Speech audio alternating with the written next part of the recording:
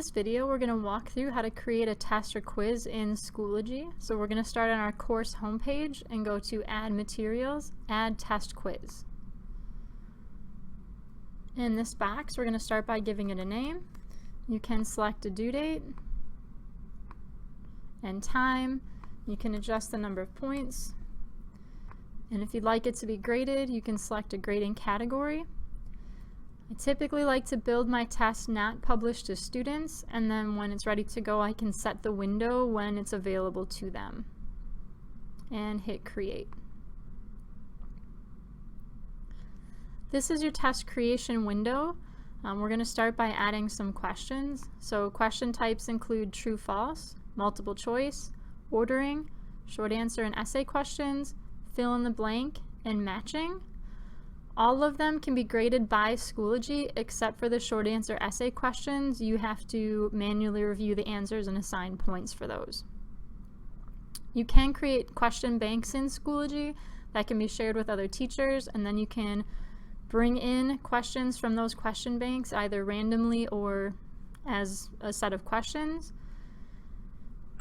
You can include page breaks in between different types of questions if you'd like. So if you have a passage and then some questions and then you want a page break and go to another set, and you can add text. Now by adding a text box, you can do maybe a reading passage or a set of instructions, but you can also bring in other types of media. So we're going to start here. You can type into the box or copy and paste from a different document. When you go to insert content, you can add an image if you need to. You can link to a different website that they can go to, or you can bring in YouTube videos. So if you want to bring in a video for the students to watch, you can copy and paste the address of that video. Select the video that you'd like to bring in, and then under the settings, you can import as embed. And then the video will show up right in that text box. We're going to hit create text, and our video will show up. Now if we want to have a set of questions, and when you're all set, you can hit create. So here we see that we have our video and a question that goes with it. If you put in a page break, those questions and video will appear together, and then you'll have a break, and then you can start a new set of questions. For the short answer essay questions, when you're creating these prompts, you can also just bring the video or links or images right into this box. Check out all of the different options that are available if you want it to be short answer or essay, how many points you'd like it to be worth. With the short answer, you can also create rubrics for that question. And so if there's certain aspects that you're looking for, you can create the rubric and then have that rubric available when you score it. And then you can create the question. Once you have a set of questions created, you can rearrange them by going to Options and Reorder. And that will allow you to drag the questions into different order, drag our page breakdown if we need to, and then save the changes.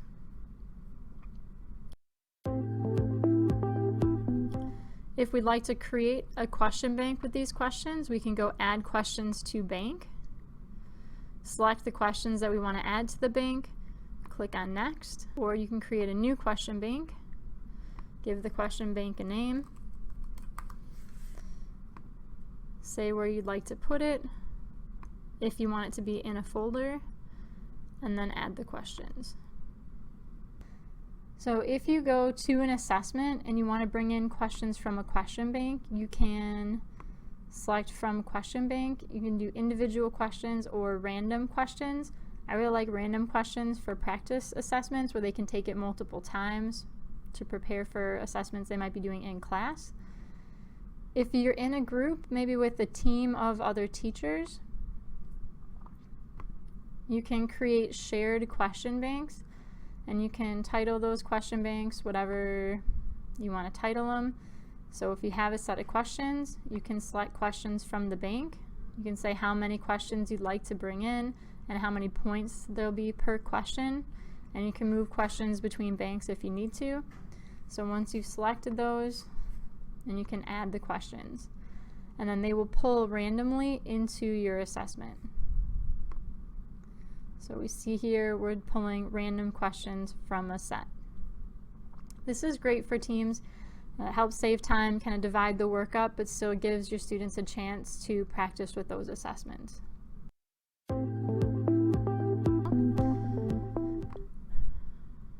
When you go to settings, this is where you can create instructions for your test, so any instructions that you want to give to your students. Right now our submissions are disabled, but if you click on that drop down, you can say enable it, which means it's live for students.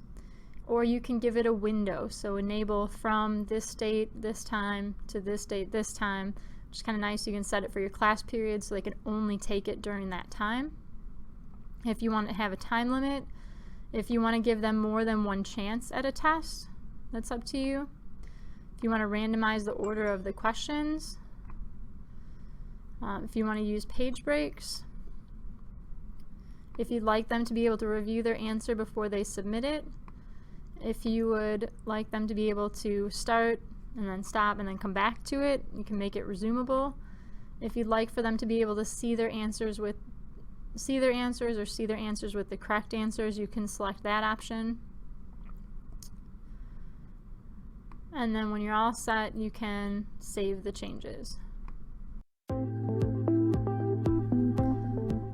By selecting preview, you can see what the test would look like for a student. So start new attempt.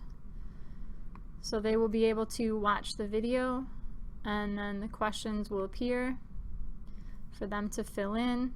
And then when they're all done, you can submit. Under the results, this is where you'll see who's taken the test, how many times they've tried it. You can view their attempts by clicking on this button, or you can view by question. So if you have, like, we know this one's a short answer question, so we can click on this to view the responses and then go through and grade that question for each of the students.